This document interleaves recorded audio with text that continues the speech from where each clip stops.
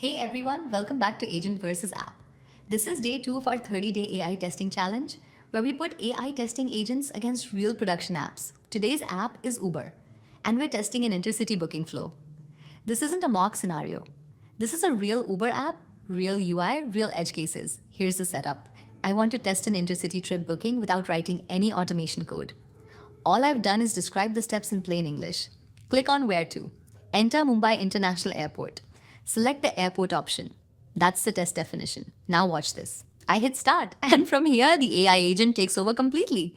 You're watching this test run live on a real Android device. The agent finds the where to field, types the destination, and correctly selects the international airport result. Next, it identifies the Go Intercity option, even though the screen is dynamic and context driven. The agent clicks Continue, validates the screen state, and proceeds. Finally, it reaches Book Intercity Trip and completes the flow end to end. Every step moves cleanly from queue to running to completed. And here's what makes this different. The agent isn't hard coded to buttons or coordinates. For every action, it explains why it chose that element based on visible text, UI context, and screen state.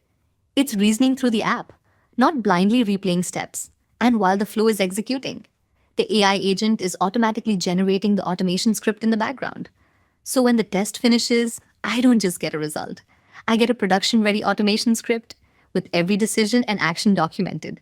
I can export this in Java or Python and plug it straight into CI. Same logic, different devices, same outcome. That's automation built for real-world apps. Agent versus app. Uber Intercity tested, agent delivered. Which app should we put up next? Drop it in the comments.